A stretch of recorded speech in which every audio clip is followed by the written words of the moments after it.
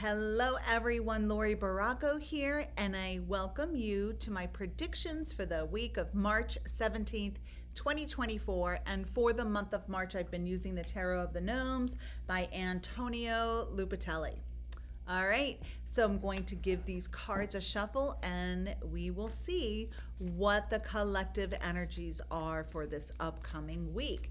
So I will select a card from the front of the deck, the middle, and the back of the deck. Okay, the first card we have is the Five of Chalices, which is the Five of Cups.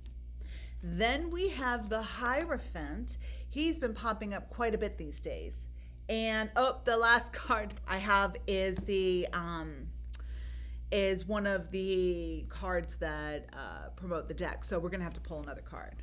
All right. Okay, the last card we have is the Wheel card.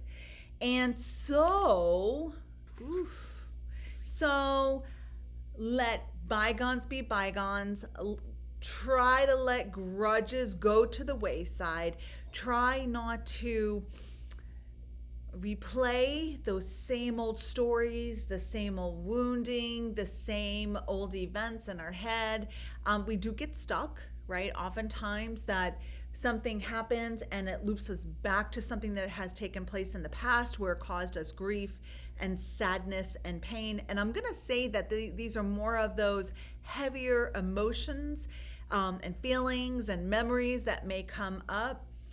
It doesn't mean we don't acknowledge what has taken place, because all of our experiences have led us to who we are today. However, sometimes we're like an old record player that loops in that same old song. And if we want to grow, if we want to evolve, if we want to be in alignment with our intentions and receive all of the benefits of our hard work and dedication on our healing journey, then we've got to let some of that old stuff go. Let that shit go. I'm going to advise you all to really be mindful and work with cord cuttings this week. You could use selenite crystals, like a selenite wand, to cut the cords. You can work with Archangel Michael. I have cord cutting sprays and candles. You can do that. You could use visualizations. You could take some salt baths with Epsom salt and kosher salt. You could go spend some time outside in nature and see all of these triggers and emotions and all that stuff that we know is keeping us anchored in the same place. We can try to let that go. Envision our feet as roots, and those roots at the bottom of our feet, the soles open up, and we're going to give it back to the earth and ground those memories into the past. In a way, we're going to kind of bury them. So maybe you even want to work with a releasing ceremony, where you write down these things that have been coming up for you that you know are not serving you anymore, that aren't even part of the equation, that maybe you've forgiven someone yet, and someone else or yourself, and maybe they're still popping up and it still is triggering you to this day still. Writing it down, asking Spirit to help release those energies, and maybe shred it, bury it, and give it back to the earth.